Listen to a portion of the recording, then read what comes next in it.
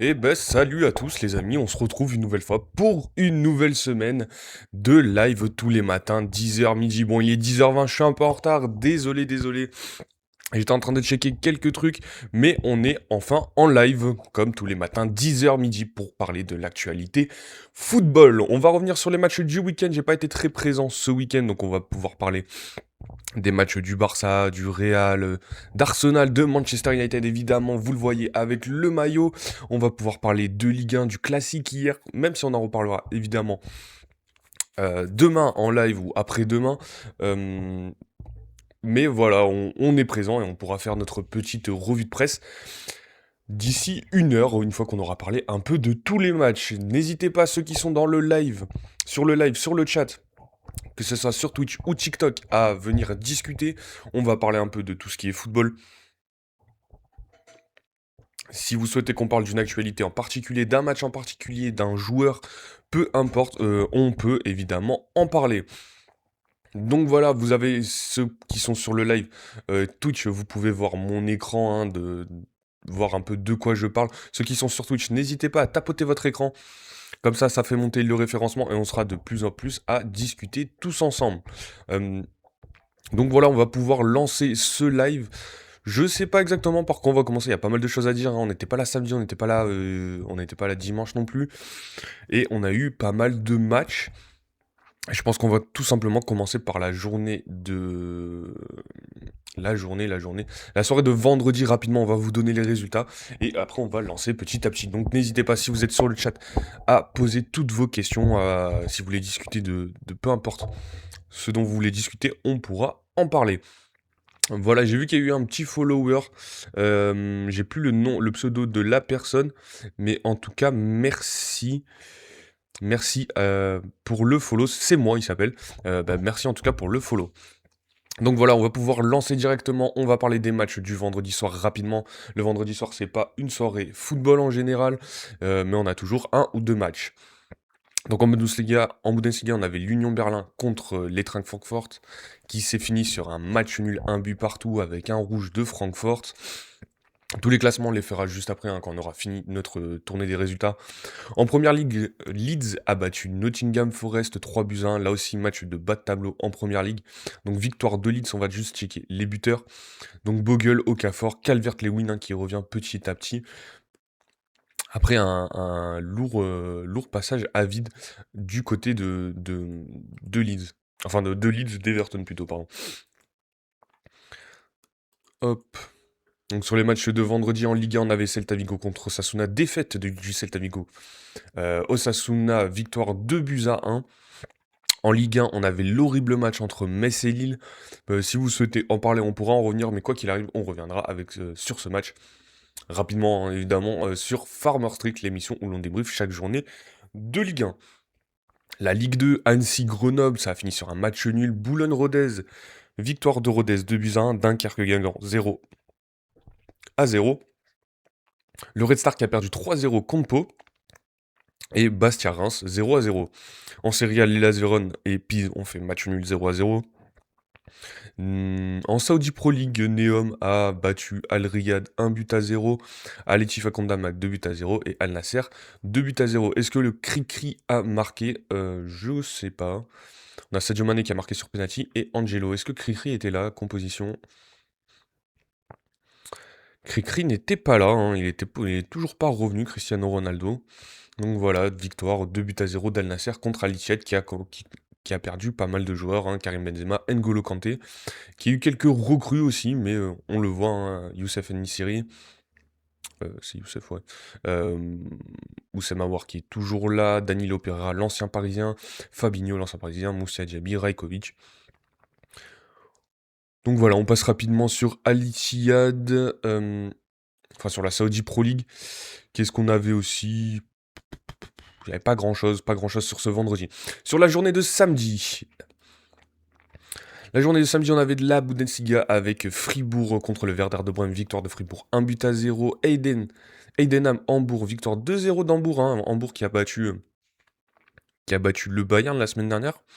Mayence, Augsbourg, victoire de Mayence 2-0. St. Pauli, Stuttgart 2-1 pour St. Pauli. Wolfsburg, Dortmund, victoire de Dortmund 2-1. et Mönchengladbach, Leverkusen, un but partout. Là aussi, pas une grande journée sur le samedi de Bundesliga, hein, il y avait pas le Bayern surtout. Dortmund qui a battu difficilement Wolfsburg, qui est une équipe mid, hein, vraiment de cette Bundesliga. En première ligue, là, la première ligue, par contre, on va pouvoir en discuter. On reviendra juste un peu après, hein. On va aller sur la Liga. La Liga Vallecano-Oviedo, le match a été annulé, ou en tout cas reporté. La victoire du Barça contre Mallorca. Donc 3 buts à 0 pour le Barça. Au niveau de la compo d'Hansi Flick, hein, on avait Juan Garcia dans les cages, hein, 4-2-3-1 actuel de d'Hansi Flick. Baldé à gauche, Garcia en défense centrale avec Koubarsi, Koundé à droite du classique, Firmin Casado. On rappelle un Pedri toujours blessé, Gavi aussi toujours blessé, Rafinha aussi et Christensen sont sur le flanc. Donc on avait Firmin Casado, Rashford était titulaire à gauche, Lewandowski titulaire en pointe, Daniel Mo en numéro 10 et Lamine Yamal à droite. Donc on voit Ferran Torres qui est rentré très tôt dans le match, hein, 67e minute, c'est les premiers changements avec Marc Bernal. Et Joao Cancelo qui est rentré à la 77e minute. Contre cette équipe de Mallorca, hein, un peu pas très intéressante, hein, dans cette Liga, un 16e de Liga. Donc voilà, victoire du Barça, 3 buts à 0, avec un but de Lewandowski à la 29e, 61e, c'est Lamine Yamal avec 2 passes décisives à chaque fois de Daniel Mo. Et enfin, 83e, Bernal qui vient marquer, avec une passe décisive de Firmin Lopez. On voit pour le Barça qui reprend sa place de premier du classement, 58 points, qui reste sur 3 victoires d'affilée. Victoire contre Oviedo, 3 buts à 0, victoire 3-1 contre Elche et victoire 3 buts à 0 contre Mallorca, donc le Barça qui est tranquille en ce moment en Bundesliga, même s'il reste toujours à 1 point du Real, on va en parler. Le Real qui est horrible à voir, mais qui reste sur 5 victoires d'affilée dans cette Liga, avec cette victoire 2 buts à 0 contre Valence. On va en parler juste après du Real. Il y avait aussi la Sociedad qui jouait contre Elche, victoire 3 buts à 1 de la Sociedad. Suzic, Oyarzabal, hein, le classique Oscarson qui marque. Et c'était André Silva qui a marqué pour Elche. André Silva, l'ancien du Milan AC, qui est passé par Francfort, qui est passé par pas mal de clubs quand même, hein. On va regarder sur la liste de transferts à Leipzig, Werder de Brême, Real Sociedad, Francfort, Milan AC, Séville, Porto, et après les clubs au Portugal. Donc voilà, victoire 3 buts à 1 pour cette équipe de la Sociedad qui se place petit à petit en course pour les places européennes. 8e la Real Sociedad avec 31 points, avec l'Espagnol qui est 6e pour les places de Conference League, 34 points, donc ils sont à 3 petits points de l'Espagnol Barcelone. Cette Liga, c'est bon, on a parlé du Barça, hein, c'est pas ce qu'il y avait de plus intéressant sur la journée de samedi. En Ligue 1, la victoire de Rennes, 3 buts à 1. La victoire de Lens, pardon, 3 buts à 1 contre Rennes, donc avec le premier but d'Alan Saint-Maximin en Ligue 1 depuis son retour avec Lens. Donc victoire 3 buts à 1. Au niveau des compos, Pierre Sage avait aligné son 3-4-2-1 habituel. Samson Baidoo de retour dans cette défense, dans cette défense à 3 avec Malansar et Gagnou. À gauche, Mathieu Hudol, on a eu le débat. Mathieu Hudol, équipe de France ou pas équipe de France, à la place de qui? Thomasson Sangaré au milieu de terrain, Aguilar à droite qui a marqué et qui s'est fait expulser dans le match, Florian Thauvin toujours dans cette attaque à 3 sur le côté droit. Hudson Edouard qui a marqué, hein, ça faisait peut-être un petit moment qu'il n'avait pas marqué, on va aller checker ça pour Hudson Edouard. Et évidemment Wesley Saïd à gauche. Hudson Edouard, ça faisait depuis la Coupe de France, donc début janvier qu'il n'avait pas marqué, et en Ligue 1, ça faisait depuis son doublé contre Nice, donc mi-décembre, qu'il n'avait pas marqué. Donc voilà, Hudson Edouard qui reprend du poil de la bête. Alan Saint-Maximin qui est rentré donc à la 61e à la place de Wesley Saïd et qui marque son but en toute fin de match pour conclure cette belle victoire de Lens. Au niveau des stats, voilà, 1,50 quand même d'XG pour Rennes. On n'a même pas parlé de la compo de Rennes, hein, donc Habib Beye n'a pas du tout changé son système, 3-5-2. Bon, avec Silistré dans les cages à la place de Brice Samba,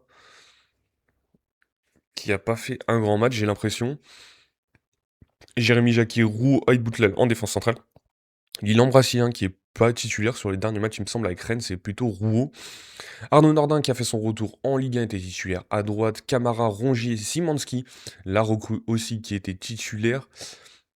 et Moussa Altamari à gauche, avec en attaque Bril Mbolo et Esteban Le Paul. Quant à Merlin qui était sur le banc, qui rentrait à 64e, Lilian Brassé aussi 64e, Ludovic Blas aussi 64e, Aïd Boutlal qui a dû se blesser à la 29e aussi, et Nagita à la place de Jérémy Jacquet.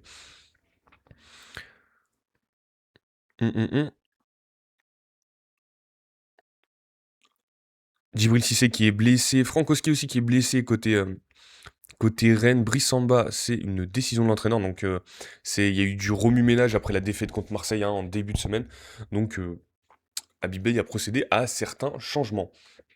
Donc voilà, c'est une victoire de Lens. 3 buts à 1, on le répète, 1,50 d'XG pour Rennes par contre, 1,16 d'XG pour Lens qui a été plus efficace, une possession à 51% juste pour Lens, 9 tirs, 3 cadrés pour Lens, 14 tirs, un seul cadré pour Rennes, donc ce qui explique un peu cette défaite, mais ce haut niveau d'XG. Et après au niveau des stats, c'est un peu du 50-50 hein, sur ce match, mais victoire de Lens qui arrive à être efficace sur chaque match en Ligue 1 évidemment. Brest qui a battu Lorient, victoire 2 buts à 0. Donc voilà, victoire de Brest avec un but de Labo Lascari et de Ayor, qu'on disait Lorient en pleine bourre en ce moment. Et bien ils se sont fait un peu calmer petit à petit par cette équipe de Brest. Et Nantes-Lyon, victoire de Lyon, un Lyon qui reste sur 10 ou 11 matchs, avec que des victoires. On va aller checker ça rapidement, on va voir la streak de l'Olympique Lyonnais. Donc 1, 2, 3, 4, 5, 6, 7, 8, 9, 10, 11, 12. 11 victoires, 12 compétitions, 12 victoires, toutes compétitions confondues pour l'Olympique Lyonnais, avec cette nouvelle victoire contre le FC Nantes hein, qui est vraiment en très très grande difficulté dans cette Ligue 1. Un but de Pavel Sulc avec une passe décisive de Morera. Hendrik qui s'est fait expulser à la 60e, donc qui ne sera pas disponible pour le match contre l'OGC Nice. Bonne nouvelle quand même pour l'OGC Nice, on va dire. Et ça va être compliqué, enfin compliqué pour Lyon, même s'ils ont d'autres individualités très très fortes du côté de cet Olympique lyonnais. Donc voilà, Ahmed Kantari qui essaye de faire tourner, qui essaye de trouver d'autres joueurs, d'autres compositions, mais qui n'arrive pas à trouver la bonne formule pour redresser cette équipe de Nantes, hein. Lopez dans les cages, en défense centrale, donc c'est un 3-4-2-1 de la part d'Ahmed Kantari. Koza, Ali, Youssef, Amiens en défense centrale. À gauche, c'était Tabibou, à droite, 111, au milieu de terrain, Le Penant, Kaba. Et en attaque, Ablin à gauche, Mostafa Mohamed, hein, qui est vraiment pas bon sur cette saison de Ligue 1, et Rémi Cabella. Côté Olympique Lyonnais, c'était un 4-3-3, là, pour le coup, de Paulo Fonseca, avec Rêve dans les cages, Maitland Nice à droite, Mata Niakate, la défense classique, la charnière centrale de l'Olympique Lyonnais, à gauche, Abner Vinicius, au milieu de terrain, Noah Narté, Tesman et Tyler Morton, avec en attaque Pavel Souch, Afonso Moreira et Hendrik. Seulement 2 changements de la part de Paulo Fonseca, avec Ateboer qui rentre à la 86e minute et Khalis Mera à la 90e plus 4. Hein. Donc c'est un choix de Paulo Fonseca de ne pas faire entrer, il sentait que son équipe tenait le match. Même s'il y avait des Karabec, des Camara, hein, le jeune joueur qui vient d'arriver du Paris Saint-Germain, si je dis pas de bêtises. On avait Rémi Imbert aussi qui n'est pas rentré, donc Amdani, Ghezal aussi qui revient de blessure, il me semble, de Carvalho et Descamps, qui était sur ce banc lyonnais. Pour les joueurs absents, on avait toujours Fofana, Ruben Kluivert blessé, Aurel Mangala toujours blessé, Nuama aussi, Tagliafico, on avait dit pour un mois. Même Corentin Tolisso, ça commence à faire un moment qu'il est absent, et Yaremchuk l'a recrue. Au niveau du classement de cette Ligue 1, bon, on va regarder, on va checker maintenant qu'on est dessus, mais on en reparlera juste après les matchs une fois qu'on aura parlé des matchs d'hier, évidemment. Donc l'Olympique Lyonnais qui est troisième, hein, du coup, à 3 points qui a 3 points d'avance sur l'Olympique de Marseille, 39 points, l'Olympique Lyonnais 42 points, troisième, et le RC Lens 49 points, deuxième. Donc l'écart se resserre entre Lens et ses poursuivants. Il y a 7 points d'écart, hein, ça va être compliqué quand même d'aller les rejoindre, mais petit à petit, on va voir ce que ça donne pour le RC Lens et l'Olympique Lyonnais, évidemment. Et le Paris Saint-Germain qui a gagné hier soir contre l'Olympique de Marseille, le classique. On va en parler, évidemment. Voilà, Nantes hein, toujours en galère en Ligue 1, 4 défaites d'affilée, 17e, 14 points. Auxerre qui reste sur 2 matchs nuls, toujours 14 points. Et Metz, 13 points pour ce bas de classement de Ligue 1. Il y a quand même 8 points d'écart entre la 16e place et la 15e avec le Paris FC. Sur les autres championnats, on avait de la Ligue 2, Le Mans qui a fait match nul contre Laval, un but partout. Nancy qui a battu le leader, l'Estac 3, donc 2 buts à 1 pour Nancy. Victoire de Saint-Etienne contre Montpellier, aussi avec le nouveau coach Philippe Montagnier. Montpellier aussi qui s'est fait sortir en Coupe de France contre l'OGC Nice cette semaine. Donc voilà, on va aller peut-être regarder ce classement de Ligue 2 histoire de se mettre à jour. Hop, le classement, donc 3 il me semble, qui est toujours premier, du coup, vu que Reims a perdu ou fait match nul. Si ça veut bien s'afficher, je suis en fibre optique, ça ne s'affiche pas. Les Stacks qui est premier toujours avec 41 points, même s'ils ont 3 défaites d'affilée.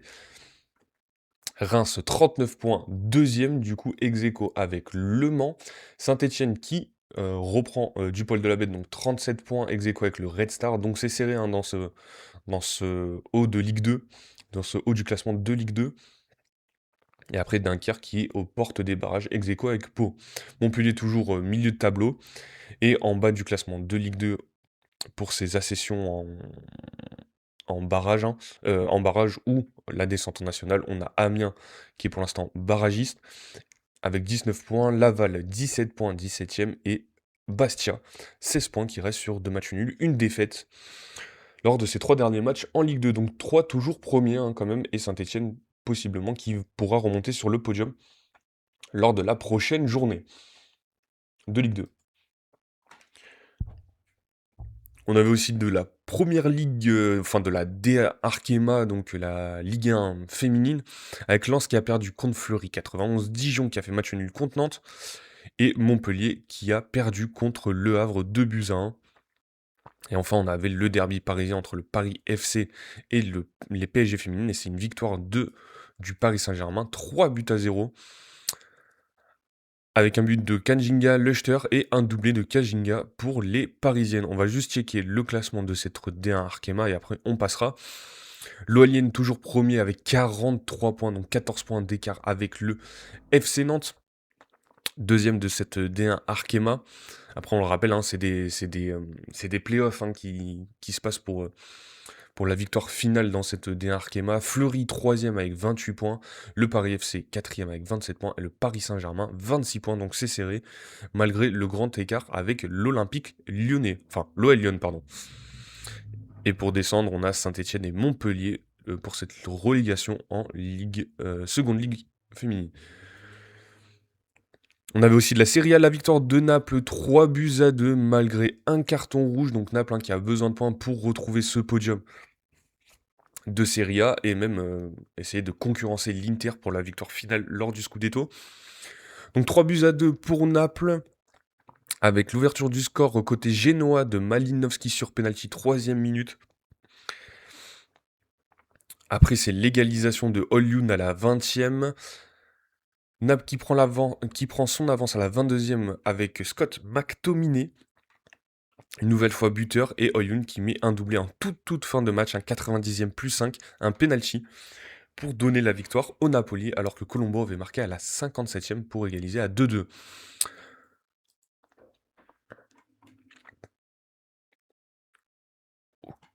Ok, je checkais juste la compo de Naples. Donc voilà, victoire de Naples au niveau du classement. Le Napoli est 3e du coup à 49 points. Milan est 2e avec 50 points, mais un match en moins. Et l'Inter qui reste sur 5 matchs d'affilée, en tout cas 5 victoires d'affilée, voire plus. On va aller regarder pour l'Inter, qui a quand même 8 points d'écart avec le Milan AC, même s'il y a un match de retard. On va checker du coup les résultats, la série de victoires pour l'Inter en Serie A. Donc on est sur 1, 2, 3, 4, 5, 6, 7, 8, 9, 10, 11, 12, 13, On est sur 13 matchs sans défaite en Serie A pour l'Inter avec seulement un match nul. Donc voilà, ça reste assez énorme pour l'Inter. Donc il y a 58 points et premier de cette Serie A. La Juve est toujours quatrième, 46 points. Naples, Milan, on a dit, hein, donc Milan deuxième avec 50 points. Naples, troisième, 49 points. La Juve, 46 points. Et l'AS Roma, 43 points, cinquième, avec comme sixième, 41 points. Sur l'autre match de Serie A qu'il y avait ce samedi, on avait la Fiorentina qui a fait match nul de partout contre le Torino. Donc voilà, Salomon et Moiskin qui ont marqué pour la Fiorentina. Et côté Torino, c'est Casadei et Maripane, l'ancien de l'AS Monaco, qui a marqué pour ce Torino. On a dit qu'on irait sur les matchs de Première Ligue. Hein. C'était ce qu'il y avait de plus intéressant, je pense, dans cette journée de samedi, hormis la Ligue 1. Donc on avait Manchester United qui a battu Tottenham, victoire 2-0 pour Manchester United. On est à une victoire pour le supporter de Manchester United, donc United Strand, je sais plus exactement comment il s'appelle. Donc on est à un seul match, une seule victoire qui aura lieu. Le match aura lieu normalement mardi contre West Ham à l'extérieur pour qu'il se coupe les cheveux. Hein, vous connaissez son pari fou, qui ne se coupait pas les cheveux tant que Manchester United n'avait pas gagné 5 matchs d'affilée, toutes compétitions confondues. Ça faisait plus d'un an, il a 400 jours, un peu plus je crois, sans se couper les cheveux. Donc peut-être que ça arrivera cette semaine. Là, ça a été une victoire contre Tottenham hein, depuis l'arrivée de Michael Carrick. C'est que des victoires pour Manchester United avec un but de Brian Mbeumo à la 38e. Romero qui s'était fait expulser à la 29e. Et Bruno Fernandes à la 81e qui vient doubler la mise contre Tottenham. Au niveau des compos, on le voit le 4-2-3-1 de Michael Carrick avec Lamens dans les cages, Luke Shaw à gauche. On avait Martinez, Maguire en défense centrale, Diogo Dalot à droite. Le milieu de terrain, c'était Kobe Mainoo, Casemiro, hein, ça redevient du classique pour cette équipe de Manchester United avec Bruno Fernandes en 10 évidemment. À gauche, c'était plutôt Cunha qui était titulaire et Diallo à droite avec Brian Mbeumo en attaque. Benjamin Sesko qui est rentré en fin de match à la 75e. Et après, Michael Carrick qui n'a pas fait énormément de changements. 3 changements à la 87e seulement, Mazraoui, Ugarte et Zirkzee. Et Fletcher qui vient rentrer à la 90e plus 2. Donc voilà, nouvelle victoire de Manchester United. Lenny Yoro qui reste toujours sur le banc quand même, le français, hein, qui a été acheté très cher il y a 2 ans par Manchester United et pour l'instant qui n'est pas titulaire avec Michael Carrick, son nouveau coach. Côté Tottenham, on avait le 3-4-2-1 de Thomas Frank avec Vicario dans les cages. La défense à 3, c'était Palinha, Romero, Van de Ven, Romero qui s'est fait expulser. À droite, Gray, à gauche, Udogie, au milieu de terrain, Gallagher, Pape Matarsar, il me semble, Wilson, Odebert, à droite, Xavi Simons, à gauche, et Solanke.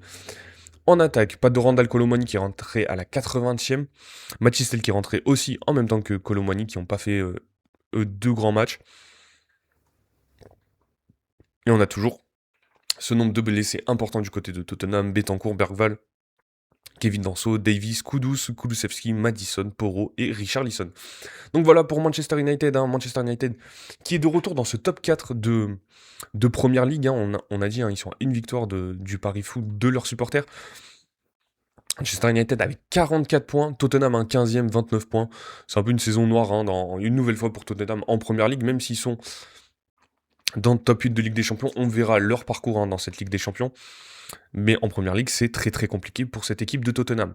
Donc on le disait, Manchester United qui a 44 points, 4e de Première Ligue. Chelsea, 5e, avec 43 points, eux aussi qui restent sur 4 victoires d'affilée. Et dans ce haut tableau de Première Ligue, on parlera évidemment de Manchester City contre Liverpool juste après. On va finir les matchs du samedi. Donc la victoire d'Arsenal contre Sunderland, 3-0, Arsenal qui a 56 points, à 6 points d'écart avec Manchester City.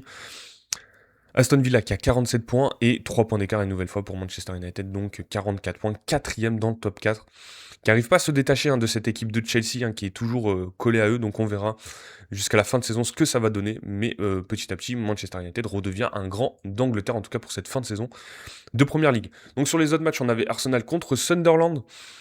Arsenal qui a battu 3 buts à 0 les Black Cats. Avec un but de Zubimendi, de Victor Gyökeres lui aussi, qui a mis un doublé, 66e, 90e, plus 3. Je ne sais pas, on va checker le nombre de buts cette saison de Victor Gyökeres aussi.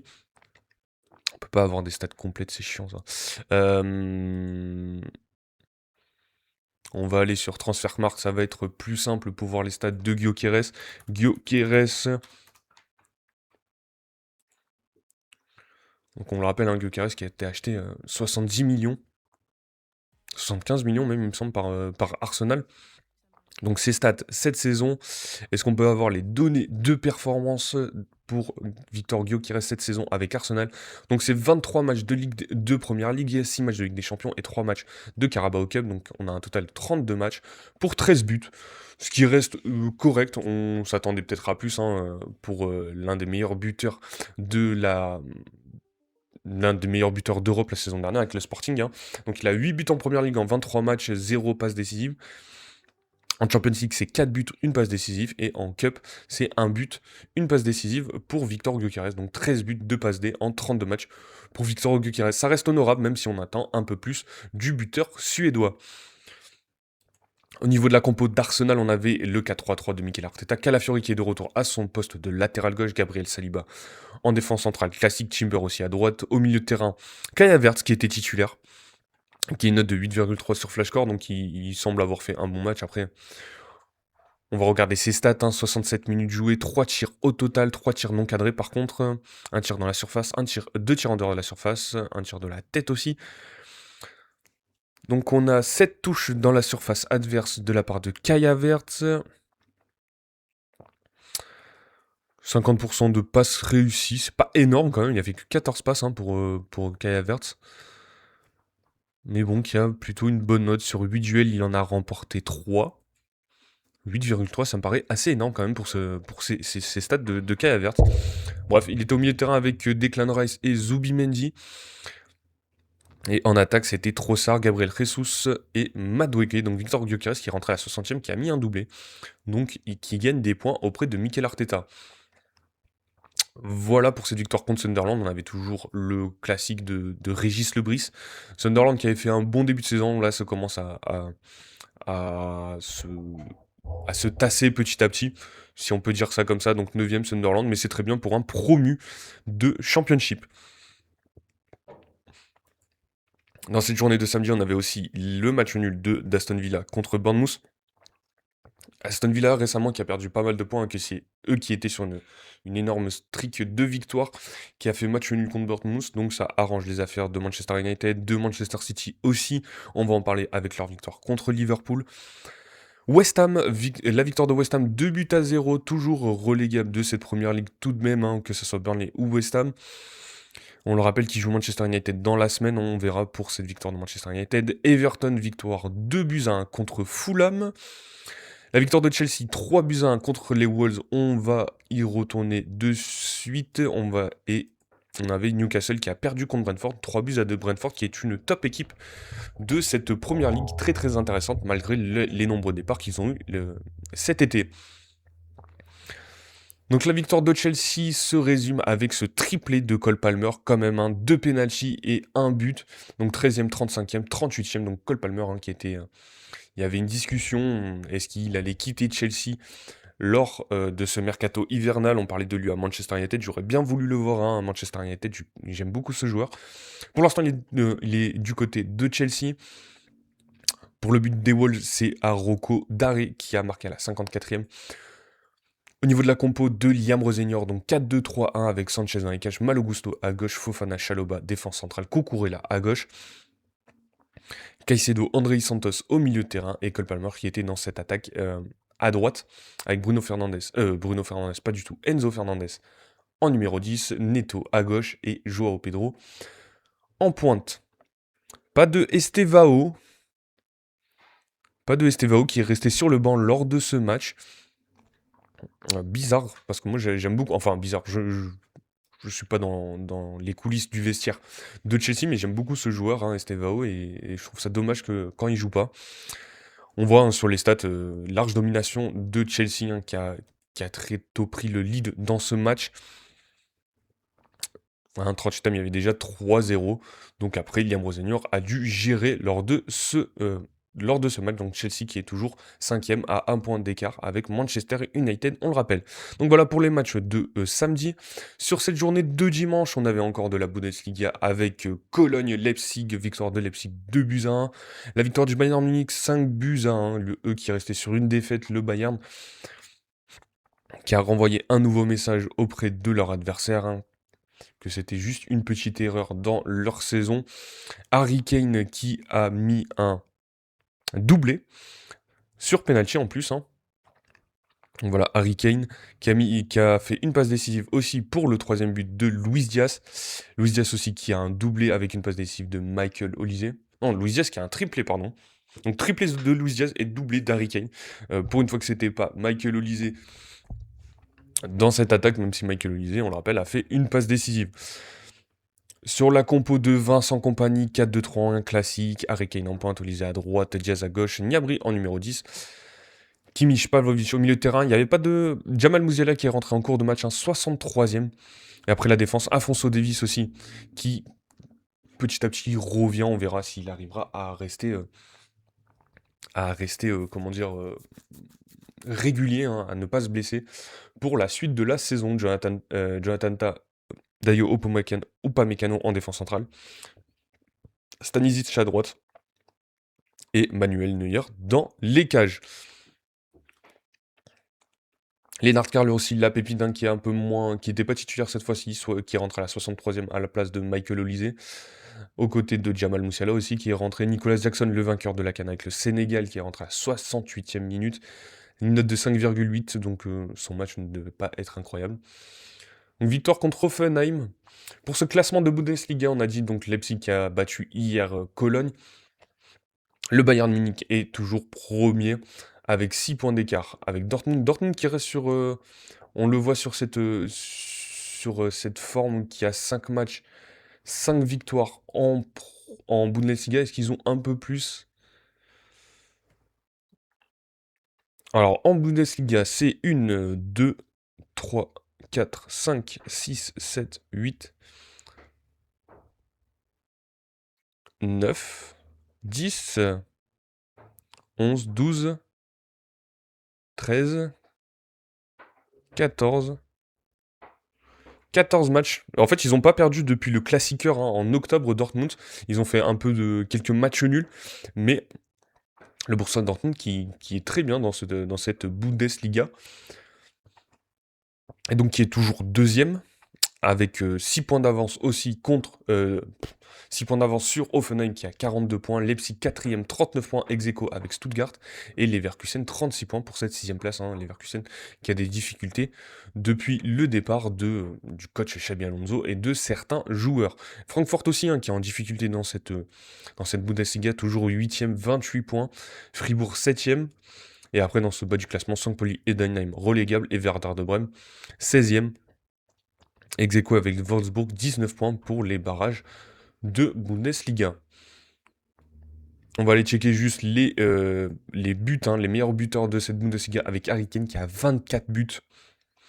Donc le top 4, hein, top 4 de Bundesliga est trusté par le Bayern. Il y a juste Undav qui a 11 buts avec Stuttgart, mais premier Harry Kane 24 points, Luis Diaz 13 buts. Oui, 24 buts pardon pour Harry Kane, 13 buts pour Luis Diaz et Michael Olise 10 buts. Voilà pour cette Bundesliga. En première ligue, donc on avait Brighton, Crystal Palace, donc victoire de Crystal Palace 1-0, mais on avait quand même le choc entre Manchester City et Liverpool avec la victoire de Manchester City. Au niveau des compositions, Arne Slot, qu'est-ce que nous avait mis Arne Slot, voilà, 4-2-3-1 de la part d'Arne Slot avec Alisson dans les cages, Kerkez à gauche, Van Dijk, Konaté et Szoboszlai en latéral droit, hein, lui qui a joué un peu tous les postes cette saison avec cette équipe de Liverpool. Au milieu de terrain, on avait McAllister, Gravenberch, Gakpo à gauche, Florian Wirtz en numéro 10, Hugo Ekitike en pointe et Mo Salah à droite. Arne Slot aussi qui a fait seulement que 2 changements, Curtis Jones à la 85e et Chiesa à la 90e plus 4. Sur le banc, le jeune Ngumoa qui n'est pas rentré, Nyoni aussi qui n'est pas rentré, Andy Robertson finalement qui n'a pas quitté Liverpool lors de ce mercato hivernal qui est resté sur le banc. Et Frimpong était blessé, Joe Gomez blessé, Alexander Isaac, on le rappelle, fin de saison, et le jeune Léonie aussi toujours blessé, il me semble que lui aussi c'est une fin de saison. Le 4-3-3 de Pep Guardiola avec Nunes, Kouchanov, Gueye, Aït Nouri en défense, avec Donnarumma dans les cages, Bernardo Silva, Rodri, Aurélie au milieu de terrain, et une attaque Marmouche, Haaland, Semenyo, avec le but de Erling Haaland à la fin de match qui donne la victoire, hein, le penalty d'Erling Haaland sur la faute de Alisson dans cette fin de match. Même si Szoboszlai avait de belle manière ouvert le score à la 74e avec ce très très beau coup franc, je vous invite à aller le voir pour ceux qui ne l'ont pas vu évidemment. Bernardo Silva qui vient égaliser à la 84e minute avec une passe décisive d'Erling Haaland. Et enfin, c'est le buteur norvégien qui vient marquer 90e plus 3 à cause de cette faute de Alisson dans la surface. Donc on a parlé du classement, on va juste le rechecker hein, pour bien remettre en contexte. Manchester City, 50 points, deuxième de Première Ligue, et qui écarte Liverpool de ce top 5 du championnat anglais, un 6ème, 39 points, à 4 points d'écart avec Chelsea, donc victoire de Manchester City. En Liga, Getafe a battu Alaves 2-0. Bilbao a enfin gagné contre Levante 4-2. Séville a fait match nul contre Girone, 1 but partout. L'Atlético Madrid a perdu 1-0 contre le Betis. Je vais juste aller checker le buteur pour le Betis Séville, donc Anthony. On disait, je sais plus si c'était cette semaine ou la semaine dernière qu'il était en manque de stats. Je crois que c'était la semaine dernière. Non, cette semaine, où ils se sont affrontés en Liga.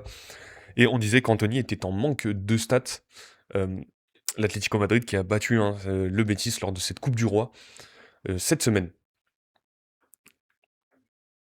Et donc le Betis qui s'est vengé. Pardon.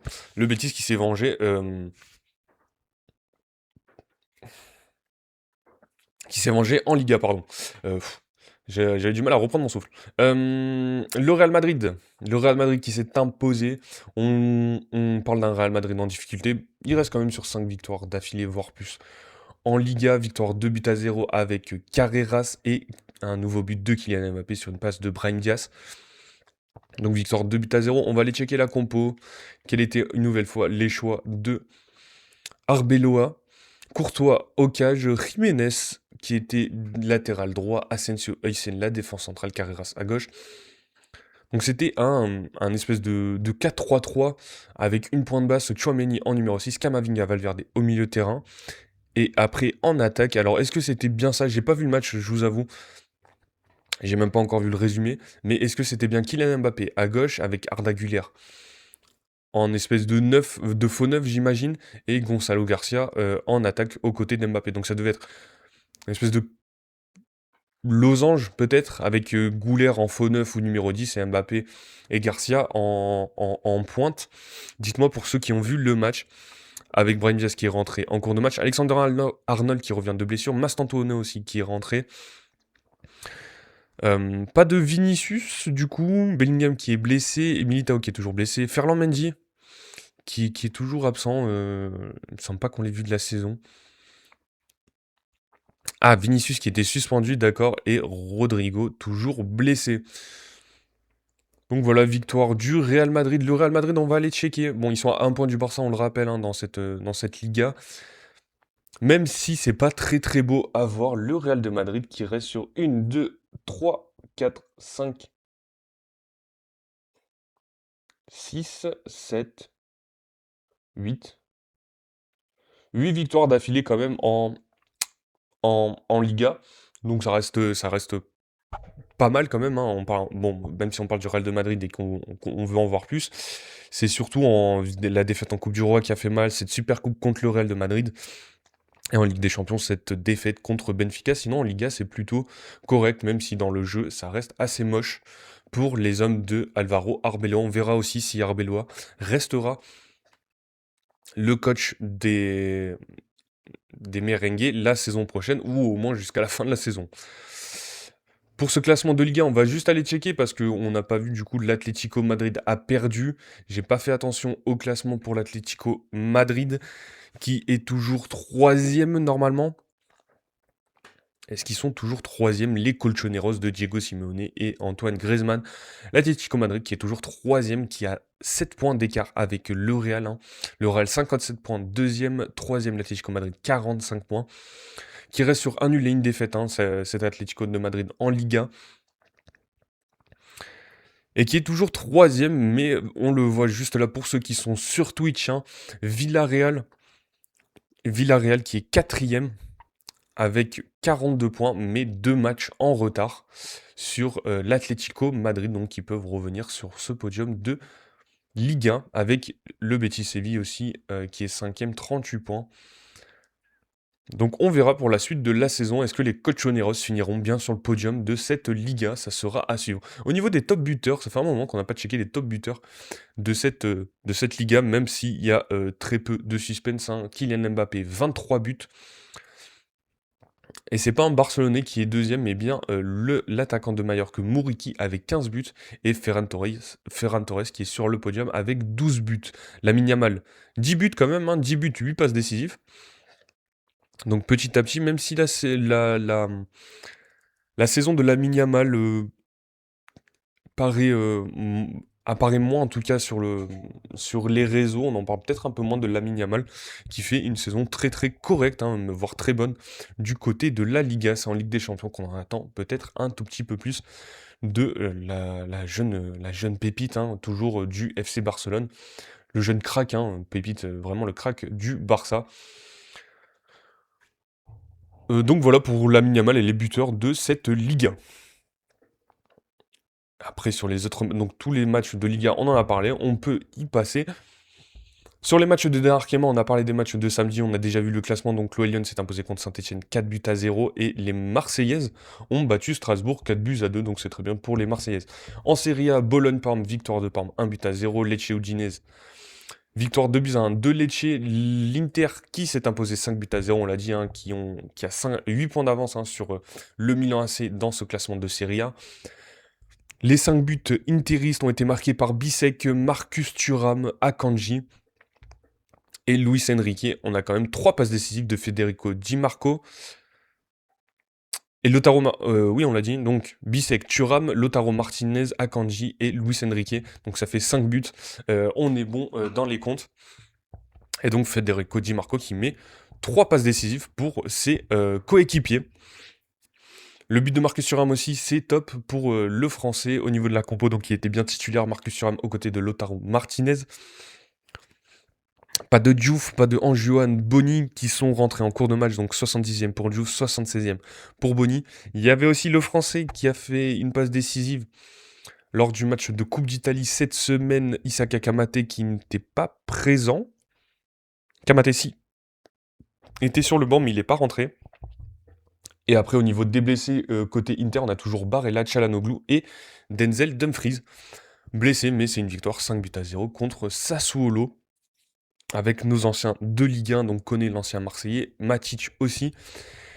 Et est-ce que Daryl Bakola était bien sur le banc, mais qui n'est pas rentré lui non plus? Donc victoire de l'Inter, 5 buts à 0. Le match nul de la Juve contre la Lazio, 2 buts partout. Avec Afonso Macchini, pas du tout, Weston McKennie, qui a marqué du côté de la Juventus de Turin, et Pierre Kaloulou avec une passe décisive de Jérémy Boca, 90e plus 6 pour Pierre Kaloulou pour l'égalisation lors de ce match contre la Juve, contre la Lazio, pardon. Côté Lazio, c'est bien Pedro qui a marqué, et Isaacsen qui a marqué le deuxième but pour la Lazio. On va juste checker les compos.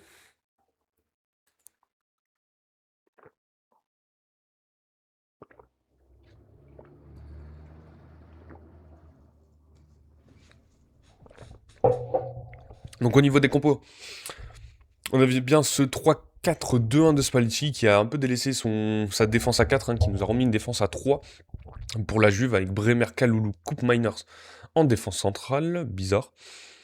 Cabal, piston gauche, Cambiasso, piston droit avec Marcus Thuram, Kefren Thuram au milieu de terrain avec Locatelli, et en attaque le classique Yildiz David McKinney. Zegrova qui est rentré à la mi-temps à la place de Cabal. Jérémy Boga aussi qui est rentré à la 76e minute, qui a fait une passe D. On le rappelle. Et Loïs Openda qui est rentré à la 84e minute. Donc voilà pour ce classement. On le rappelle, la Juve 4e, évidemment, 46 points. Et la Lazio, on en parle très peu cette saison parce qu'ils font un peu une saison mid en Serie A, 8e avec 33 points et qui est à 7 et 1, 8, qui est à 8 points de com pour les places européennes. Donc voilà pour cette Serie A. En Ligue 1, le match nul entre l'OGC Nice et l'AS Monaco, 0-0 à l'Alliance Riviera. Angers qui a battu Toulouse, 1-0. On va aller checker le buteur. Donc c'est Raoul Lissoa qui a marqué. On rappelle que Sidiki Chérif n'est plus du côté d'Angers, hein, qui a quitté le SCO pour rejoindre la Turquie et Fenerbahçe. Imad Abdelli aussi qui a rejoint l'Olympique de Marseille. Donc voilà pour cette équipe d'Angers qui a battu Toulouse. Pour ceux qui sont sur Twitch, vous voyez les compos. Angers toujours bien placé en Liga. On va aller checker le classement juste après. Hop là, pardon. Auxerre qui a fait match nul contre le Paris FC. Le Paris FC, hein, qui n'arrive pas à lancer une dynamique positive en Ligue 1, qui perd, qui gagne, qui fait des matchs nuls. Donc c'est un peu compliqué pour ce Paris FC cette saison et ça sera jusqu'à la fin de saison à mon avis, même si je pense qu'ils ne descendront pas. La défaite de Strasbourg contre Le Havre, par contre, assez surprenante avec un carton rouge de Doucouré. Donc c'est Zagadou qui est venu marquer à la 26e minute pour le Hack. Avec une passe décisive de Sofiane Bouffal. Ismaël Doucouré qui s'est fait expulser à la 29e minute. Donc les changements de Garioni dès la 33e minute avec Omo Bamidele à la place de Mangwa. Et c'est Marcel Godot qui est venu égaliser à la 36e minute. Donc 1-1 à la mi-temps. Avec un Strasbourg à 10. Et à la 54e minute, c'est Soumaré qui est venu donner la victoire au Hack. Pour ce match de la 21e journée. Donc le Havre, hein, qui respire un peu. 13e avec 23 points, ex-aequo avec l'OGC Nice et leur match nul contre l'AS Monaco. L'AS Monaco 10e, 28 points. C'est pas fou non plus et il y a tellement d'écart entre ces places de barragistes et les autres équipes de Ligue 1. Donc il n'y a pas trop à s'en faire pour le moment en tout cas. Donc défaite de Strasbourg, eux qui se rapprochaient, qui a fait un très très bon match contre Monaco en plus en coupe cette semaine. Et donc j'ai oublié de checker le classement de Strasbourg, qui se relançait bien petit à petit après les problèmes concernant leur coach, hein, qui est parti du côté de Chelsea. Liam Rosenior, c'est Gary O'Neill qui est venu le remplacer. Strasbourg qui a toujours un point d'écart malgré la défaite de Rennes. Donc Strasbourg 7e, Rennes 6e avec 31 points et Strasbourg 30 points. Lille aussi qui est resté sur un match nul, on rappelle, contre Metz, qui a 33 points, 5e, et l'Olympique de Marseille 39 points. Donc Strasbourg qui est plus proche des 10e places que vraiment des places européennes. Et voilà, et après ce classique évidemment, est-ce que nos supporters marseillais sont présents ou supporters parisiens sont présents dans le chat pour venir discuter de ce classique hier soir entre le Paris Saint-Germain, le show de Booba en début de match et la défaite de l'Olympique de Marseille. Donc après la victoire en coupe contre Rennes cette semaine, la défaite cinglante quand même de cet Olympique de Marseille. Marseille qui avait battu Paris en début de saison au Vélodrome 1-0, qui avait perdu au penalty lors du trophée des champions au Koweït contre le Paris Saint-Germain. Et là, du coup, c'est une défaite 5-0. On en parlera rapidement. Sans rancune, les Marseillais tapent 105. Tapent 105. Et ben ouais, ça a été une manita, hein, pour cet Olympique de Marseille. Voilà, hein, qui est un peu on va pas dire une crise, hein, pour Marseille, parce que ils sont qualifiés en coupe. Victoire de City, de Ninja. La victoire de Ninja is back. Ouais, bah, victoire de City, on en a parlé aussi, hein, contre Liverpool. La victoire, hein, malgré le beau coup franc de Szoboszlai contre Manchester City. C'était une victoire de City qui est bien placée dans cette première ligue. Donc sur cette victoire du Paris Saint-Germain aussi contre l'Olympique de Marseille. Donc, au niveau des compos, 4-1-2, 4-3-3, un classique de Luis Enrique avec Safonov dans les cages, hein, pas de Chevalier. Pas de Chevalier, donc, qu'est-ce que tu nous dis de Nolja is back. Pour moi, je pense que City peut venir chercher Arsenal. Ah ah. Ah ah, je sais pas trop. Je pense que Arsenal est toujours bien parti. Je pense pas que City viendra chercher Arsenal après toujours se méfier des équipes de Pep Guardiola sur cette fin de saison, mais je sais pas, j'ai quand même un petit doute. Pour Manchester City, même s'il se relance bien, on sait que Liverpool est une équipe un peu malade cette saison et qui est très irrégulière, donc je sais pas. Honnêtement, je pense pas. Je pense que Arsenal va rester va rester premier hein, de cette première ligue devant Manchester City. Je les vois pas non plus redescendre, que ça soit troisième ou quatrième. Je vois bien ce classement final, premier Arsenal. Après, à mon avis, ça peut être serré jusqu'à la fin de saison où il y a une petite remontée, un petit doute quand même, mais je vois bien Arsenal rester premier. Je sais pas ce que t'en penses de Ninja It's Back. Il me semble que c'est Melvax, hein, Melvax qui était présent sur les derniers lives. Mais si on retourne sur cette victoire du Paris Saint-Germain contre l'Olympique de Marseille, donc le 4-3-3 classique de Luis Enrique, donc pas de Lucas Chevalier, c'était plutôt Safonov, hein. On l'a vu récemment que Safonov avait plus les faveurs de Luis Enrique dans les cages du PSG. Nuno Mendes, Pacho, Marquinhos, Zaïre Emery, hein, qui était à droite parce que Achraf Hakimi était suspendu après son carton rouge contre Strasbourg. Le milieu de terrain classique, Neves, Vitinha, là c'était Mayoulou parce que Fabien Ruiz est toujours blessé. Et en attaque, c'était plutôt Daryl Barcola, pas du tout. Bradley Barcola, qui était titulaire, qui a un peu mis la misère hein, à ce cher Timothy Weah, genre tout le match, même s'il il n'a pas marqué. Bradley Barcola, il a fait un très bon match, je trouve, qui était à gauche plutôt à la place de Kvaratskhelia qui est rentré à la 62e à la place de Désiré Doué. Et Lee Kang-in qui rentre à la place de Barcola à la 68e. Donc Désiré Doué était titulaire et Ousmane Dembélé qui a mis un très très beau doublé, surtout le deuxième but. Assez incroyable, hein, qui vient dribbler Balerdi et, Medina dans la surface et qui vient allumer pied droit Delange. Delange qui était titulaire, pas de connexion internet instable. Désolé. Est-ce que tout est bon? Je vais checker si j'ai pas de problème internet. Non, j'ai l'impression que ça va. Est-ce que vous m'entendez toujours correctement sur le live? Normalement, c'est bon, il n'y a pas de bug, il n'y a pas de truc instable. Donc je disais, oui, donc Roberto De Zerbi, hein, toujours une nouvelle compo, une nouvelle fois, 34e compo, 35e compo, j'en sais rien, mais qui avait enlevé Rouli des cages. Rouli qui a fait quelques mauvais matchs récemment, et donc Roberto De Zerbi qui ne lui a pas accordé sa confiance pour ce match. Pavard aussi qui était de retour dans le 11 avec Balardi Medina. Cette fois-ci, c'est pas été lui qui a fait le pire match dans cette défense marseillaise, hein. Medina Balardi, ça a été plutôt catastrophique. Au milieu de terrain, on avait Timber Højbjerg, donc sur les côtés, hein, Weah, Emerson. Emerson, c'est un peu le seul joueur qui a fait un match correct du côté de cet Olympique de Marseille. Nwaneri était plutôt côté droit et Greenwood à gauche au final. Changement à la mi-temps, Peshao est entré à la place de Nwaneri. Mason Redwood qui retrouve son côté gauche. Son côté droit, pardon, et Peshao à gauche avec Gouiri devant. On le rappelle, hein, toujours, Gouiri, c'est un match sur deux du côté de l'Olympique de Marseille. Bon, les Marseillais qui se sont clairement fait...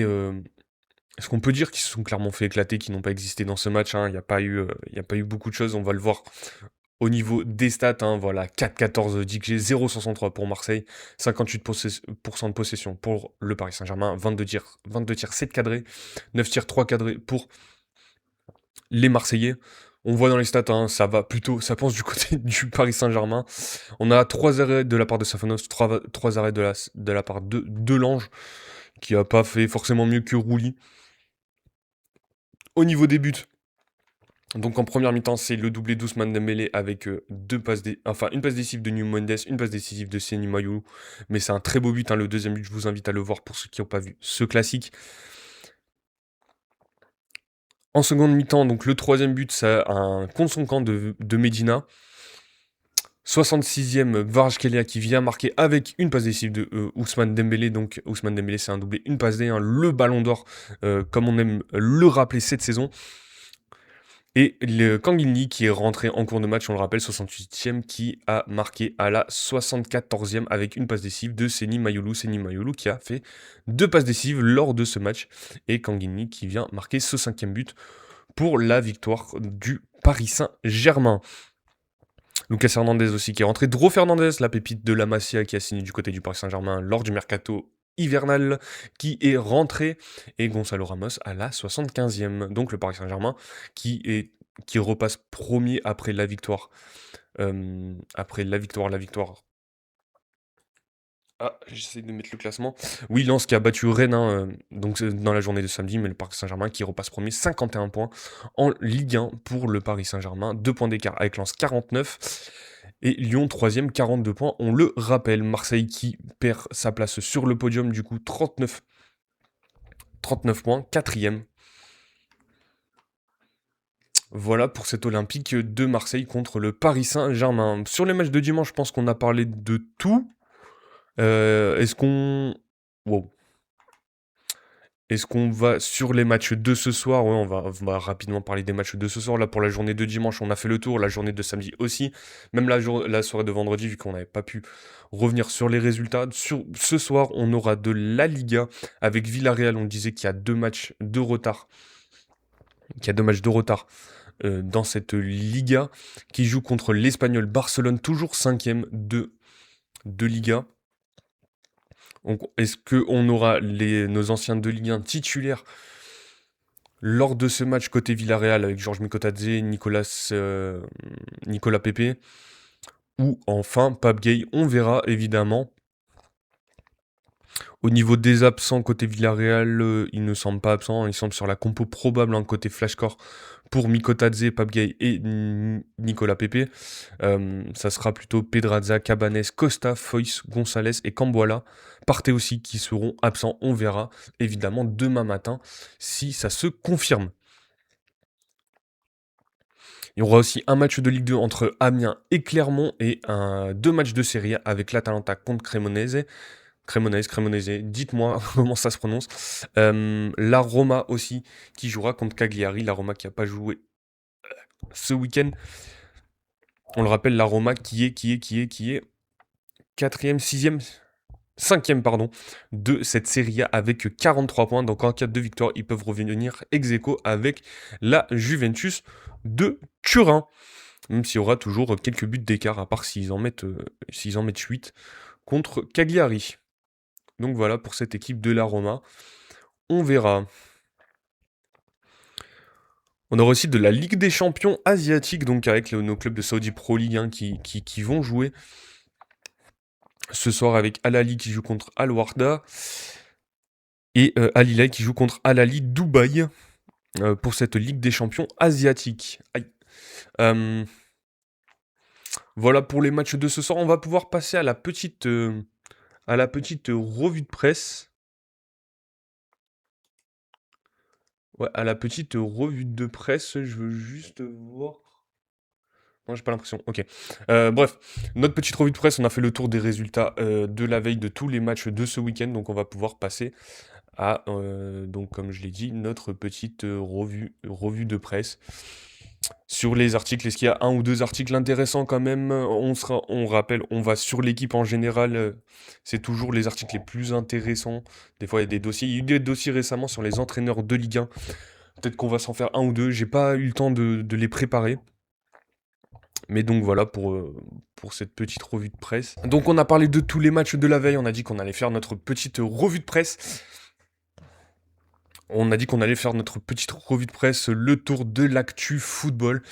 Qu'est-ce qui s'est passé un peu, qu'est-ce que l'on a pu voir, où on va essayer de trouver certains articles intéressants, évidemment, pour parler d'actualité football et d'en débattre évidemment. Donc n'hésitez pas, par contre, si vous avez des débats dans le chat, à venir discuter, à poser vos questions et comme ça on pourra en discuter. On parle souvent, on a fait le débat des latéraux en équipe de France, On a fait aussi le débat sur la Saudi Pro League ou la MLS, donc on peut en parler. La Bundesliga ou la Ligue 1. Donc on lance souvent des débats, donc n'hésitez pas à poser vos questions dans le chat, que vous soyez sur Twitch ou sur TikTok. Sur TikTok aussi, n'hésitez pas à tapoter votre écran. Comme ça nous fait monter dans le référencement et ça fait toujours plaisir, ça donne énormément de force pour la suite des lives. Vous pouvez aussi vous abonner sur les réseaux sociaux, je le rappelle, Instagram, TikTok, Snapchat, Thread, Facebook, tout ce qui est présent. Il y a aussi la chaîne YouTube Hattrick FR où l'on publie toutes nos émissions. C'est un peu plus structuré que sur nos lives, évidemment. Et la chaîne Twitch, n'hésitez pas à vous abonner aussi. Ce soir, on sera en live sur Football Manager à partir de 21h minuit en live. Sur Football Manager, on reprendra notre carrière avec le Stade Malherbe de Caen en national où on est toujours premier. Voilà, si vous avez des questions, n'hésitez pas. Si vous voulez tous les hâtes, n'hésitez pas aussi. On vous les donnera ou on vous les montrera. Voilà. Donc, de quel article on va parler, évidemment, lors de cette revue de presse. Aujourd'hui, on le rappelle, on est en live jusqu'à 12h30. On a décalé un peu la fin du live. Peut-être cet article de Romain Lafont et Antoine Maumont de Longévial sur l'équipe, sur Claude Puel, l'âme de formateur, confiance et fraîcheur, lancer des jeunes joueurs en Ligue 1, la marque de fabrique de Claude Puel. Oui, on va juste prendre un petit coup d'eau, on l'a pas fait pendant la pause.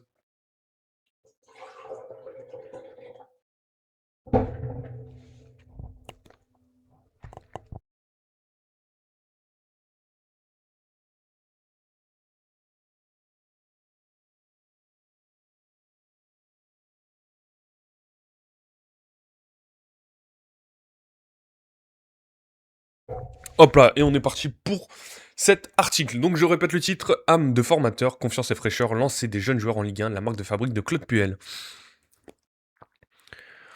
Revenu à Nice pendant la trêve hivernale, Claude Puel, 64 ans, a lancé plus de 50 joueurs en Ligue 1 depuis le début de sa carrière d'entraîneur à la fin des années 1990. Plus qu'une marque de fabrique, c'est une philosophie. Donc on le rappelle, Claude Puel est de retour aux affaires à Nice depuis début janvier, après le départ de Francaise et le retour des deux présidents, Maurice Cohen et Jean-Pierre River, pour redresser l'OGC Nice qui a eu un début de saison assez catastrophique. Donc Claude Puel est de retour aux affaires, et là c'est un article sur les jeunes joueurs qu'il a lancé. On le voit une nouvelle fois du côté de l'OGC Nice où il lance énormément de très jeunes joueurs. Connaissez-vous le point commun entre Eden Hazard, Alexandre Lacazette, Lucas Rougeau? Non, alors peut-être celui entre Johan Caban, Anthony Ranieri et Lucas Gourna-Douat. Toujours pas? Allez, on vous aide, il a 64 ans, il vous met la pile au footing et il dit souvent, c'est très intéressant dans ses conférences de presse. C'est pas faux. Pour moi qui ai la chance d'accéder aux conférences de presse de l'OGC Nice, c'est vrai qu'il dit souvent cette phrase, c'est très intéressant. Star international ou parfait inconnu du grand public, ils sont très exactement 53 à avoir été lancés en Ligue 1 par Claude Puel depuis les débuts de sa carrière d'entraîneur à la fin du siècle dernier. Le premier se nommait David Di Tommaso le 16 janvier 1999 lors d'un lance Monaco, un but partout. Le dernier s'appelle Kyle Boudache, il est entré en jeu contre Brest dimanche dernier, 2 buts partout et a marqué son premier but mercredi contre Montpellier en quart de finale de la Coupe de France, victoire 3-2 de l'OGC Nice. L'ancien milieu défensif a lancé tellement de joueurs que l'un d'eux va même s'asseoir sur le banc adverse ce dimanche 15h à l'occasion du derby entre Nice et Monaco, Kevin Miralas étant désormais l'adjoint de Sébastien Pocognoli. Pour le technicien azuréen, c'est une marque de fabrique et même une philosophie. À la base, je ne me destinais pas à une carrière d'entraîneur, expliquait Puel mi-janvier. Je devais devenir le directeur du centre de formation de l'AS Monaco et je me suis retrouvé entraîneur un peu par hasard. J'ai gardé une âme de formateur, mais pas simplement au niveau des jeunes, au niveau de tous les professionnels.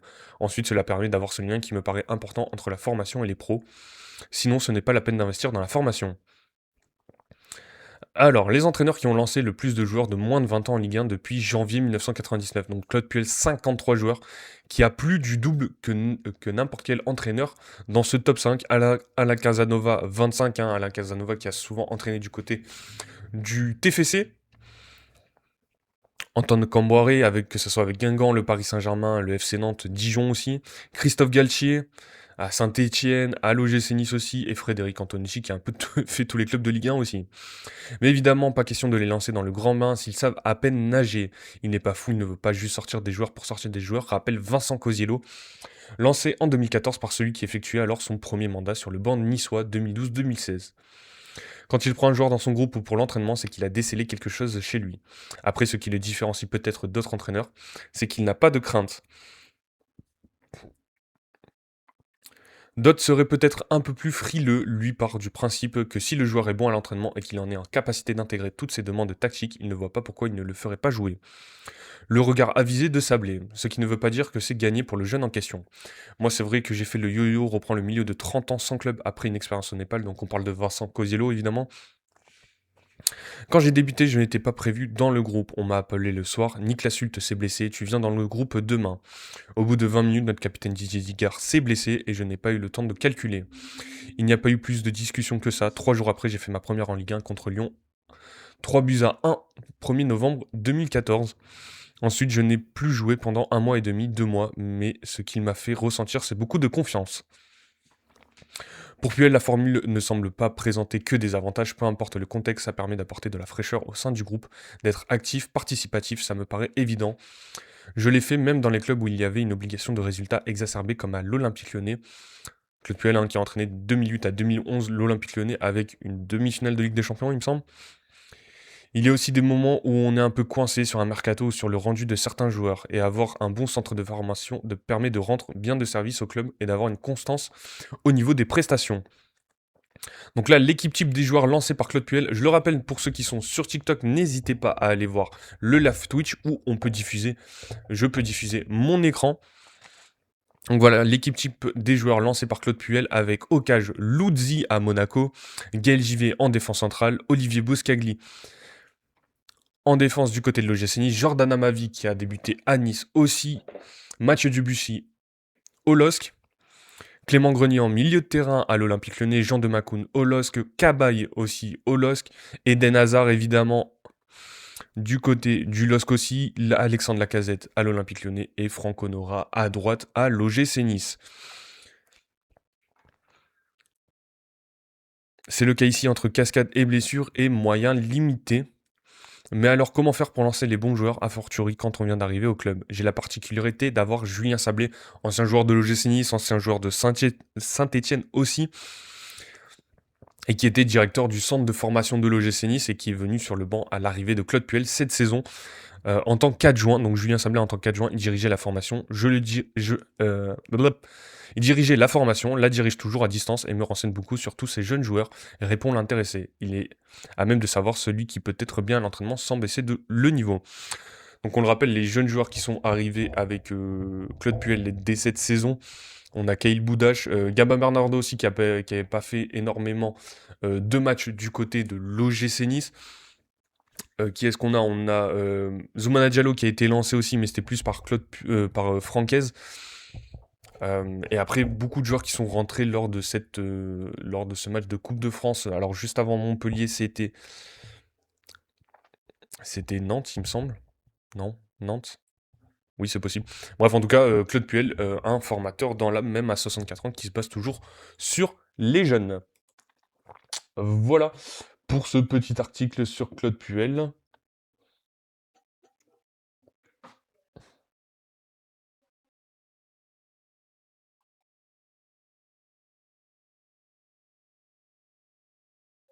Donc ça, c'est les articles du 8. On va peut-être aller sur ceux de hier ou d'aujourd'hui.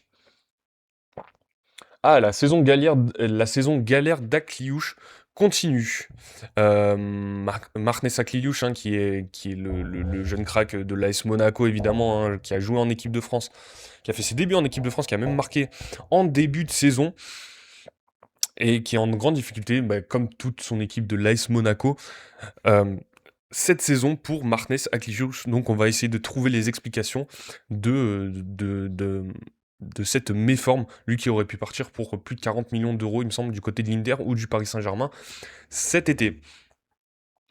Et je pense que le problème principal de Marnes Akliouche, c'est qu'il est en grand manque de stats avec son équipe de l'AS Monaco. Mais on va voir ce que nous dit cet article. Candidat à la Coupe du Monde avec les Bleus, Martinez Akiliouche enchaîne les prestations sans saveur avec Monaco. Attendu comme le leader offensif de Monaco, l'international français Martinez Akiliouche poursuit sa saison sans éclat face à Nice dimanche 0-0. Il a encore déçu. Antoine Maumont de Longévial, donc à Nice, pour cet article qui a écrit l'article.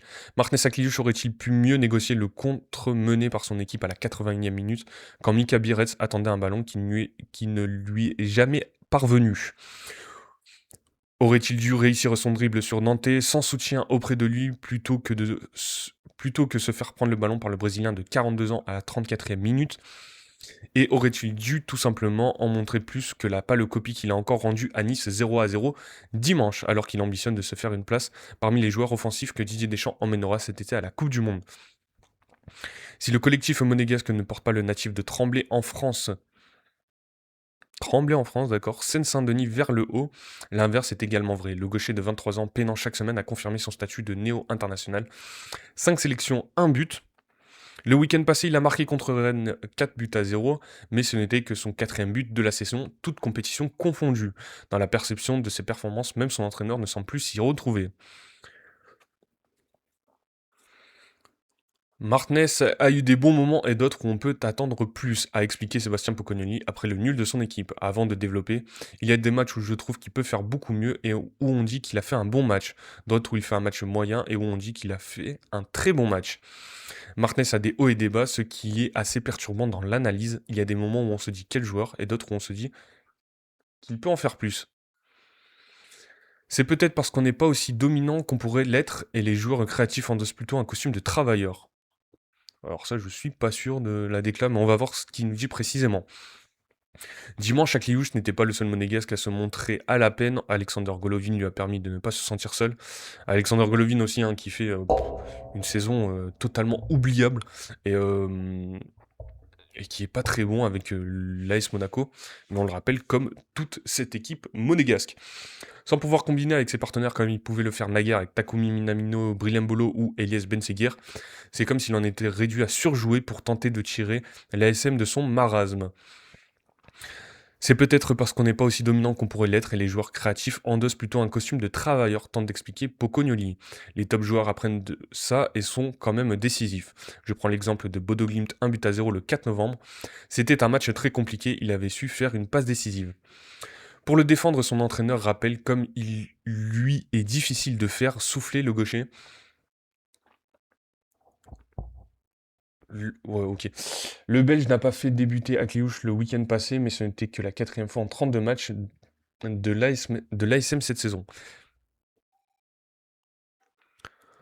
On a un groupe très restreint, ce qui explique aussi cela avec Martinez, qui est amené à beaucoup jouer parce qu'il n'a pas beaucoup de concurrence, souligne Pocognoni, qui a perdu Minamino jusqu'à la fin de la saison, et voit Ansu Fati enchaîner les allers-retours à l'infirmerie.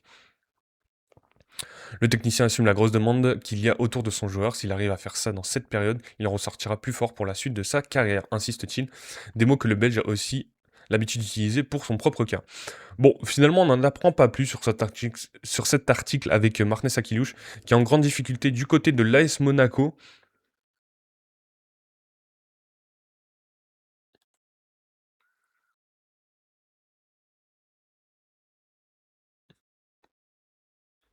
Attends, mais c'est le vrai qui est passé sur le live?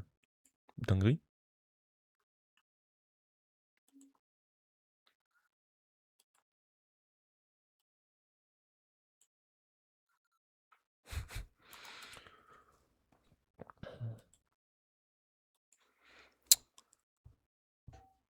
Ouais, donc on disait par rapport à Martinez Akiliouche qui fait pas une grande saison, même si on sait que c'est un talentueux, hein. Peut-être qu'il aurait dû partir cet été finalement, vu la saison catastrophique un peu de l'AS Monaco. On verra s'il aura sa place avec Didier Deschamps. Il y a les matchs de mars avec les Bleus qui arrivent très rapidement. Donc on verra s'il sera pris par Didier Deschamps et s'il pourra jouer la Coupe du Monde. On rappelle quand même que c'est un joueur très talentueux, très fin techniquement et très intéressant à voir jouer.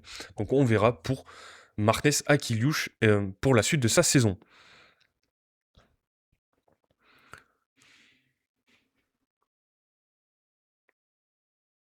Après, on continue sur les articles de cette les articles de cette journée, hein, de ce 9 février, notre petite revue de presse que l'on fait tous les matins. Je le rappelle, peut-être l'équipe type de la 21e journée de Ligue 1, avec, je pense évidemment, Ousmane Dembélé qui sera présent. Donc beaucoup de Parisiens, hein, on a 5 Parisiens, plus le coach Luis Enrique, et l'équipe de la semaine, c'est bien le Paris Saint-Germain.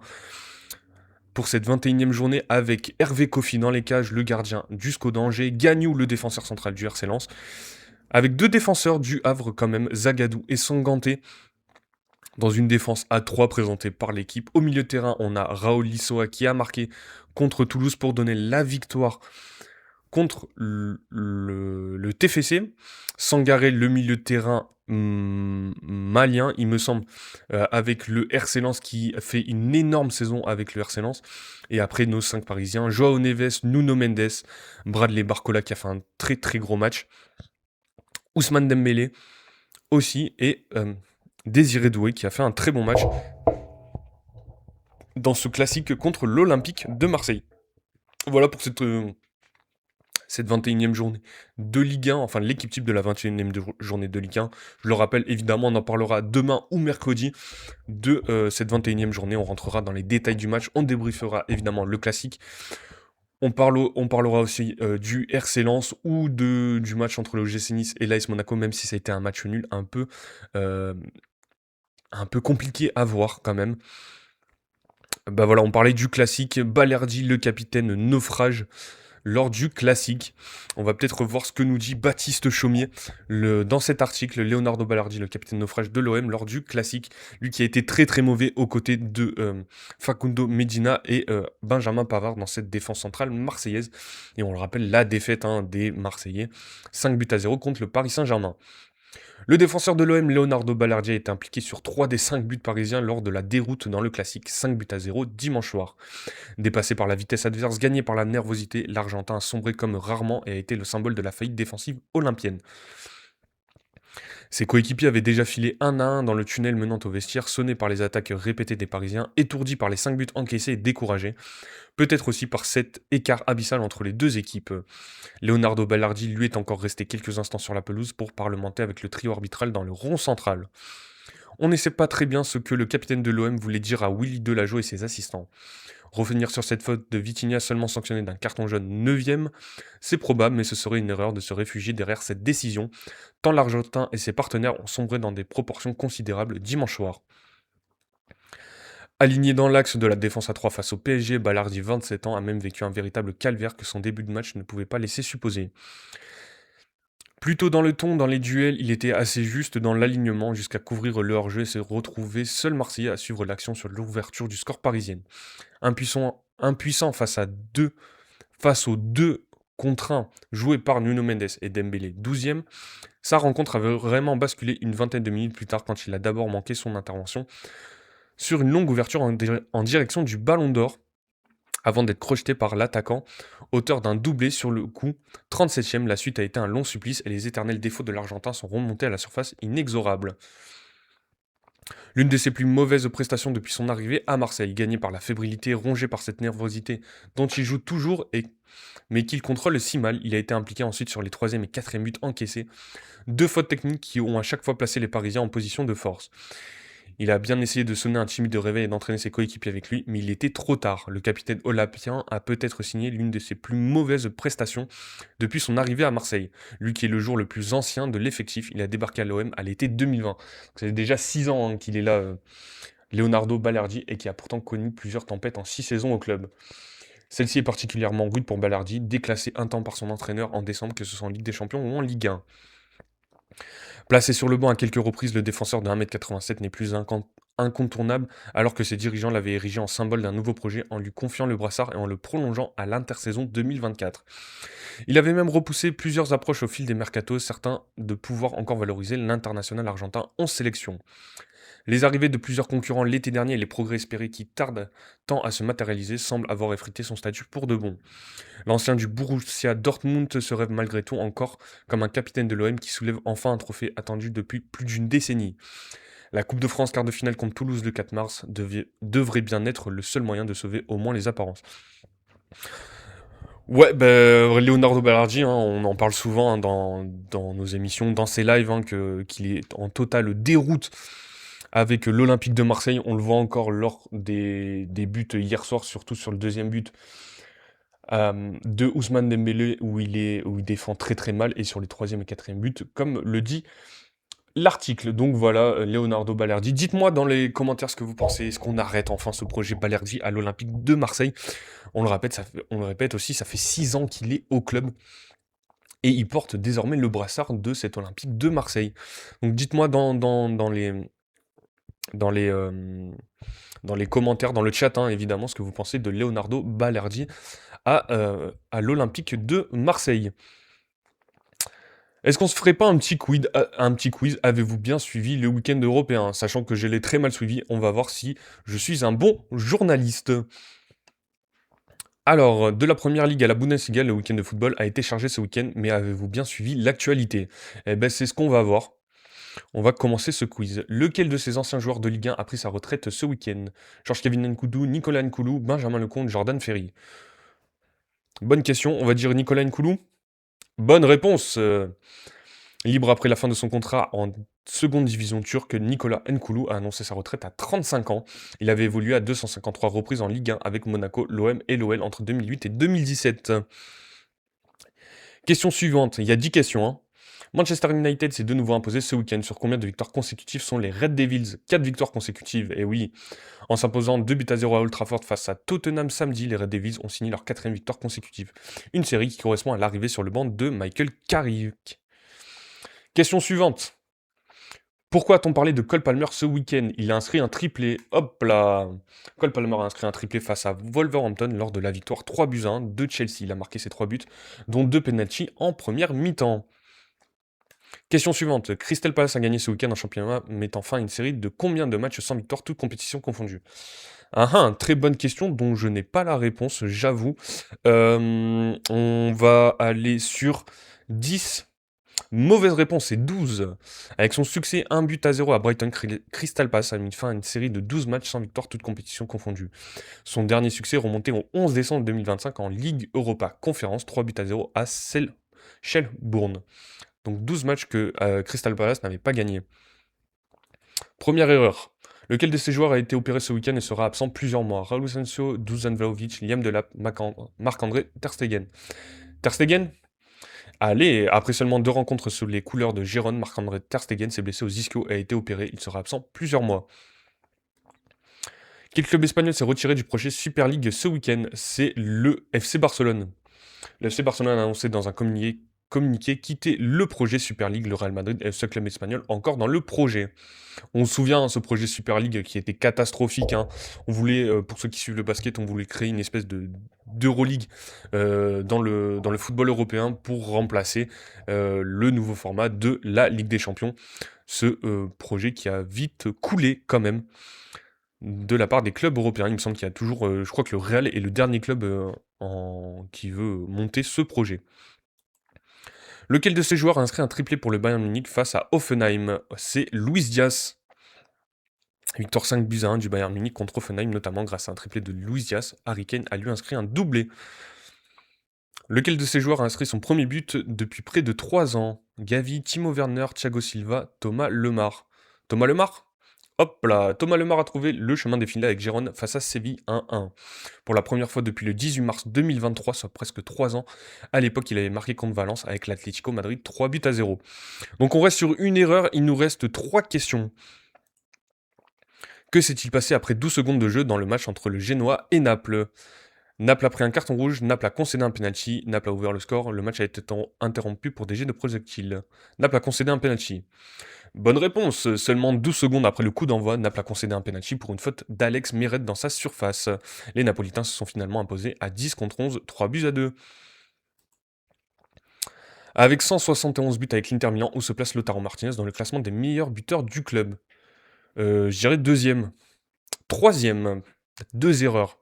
Avec son but dans la victoire de l'Inter Milan à Sassuolo, 5-0, Lautaro Martinez a inscrit son 171e but avec les Nerazzurri. Il monte sur le podium des meilleurs buteurs de l'histoire du club à égalité avec Roberto Boninsegna derrière et Alessandro Altobelli, 209 buts. Donc voilà, Lautaro Martinez, troisième meilleur buteur de l'histoire de l'Inter. C'est quand même énorme. Donc on a 2 erreurs. On finit avec un correct 8 sur 10 quand même pour ce week-end européen. Donc voilà, c'est pas mal quand même. Voilà pour cette revue de presse. Il n'y a pas énormément de monde quand même sur ce live. Donc est-ce qu'on n'arrêterait pas là et on revient demain les amis. Euh,